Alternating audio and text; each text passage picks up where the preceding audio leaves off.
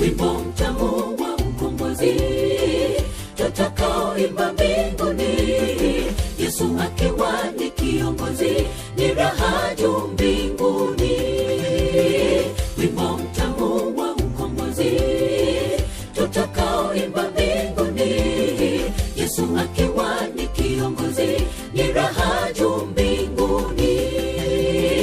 Wimbo mtamu wa ukombozi tutakaoimba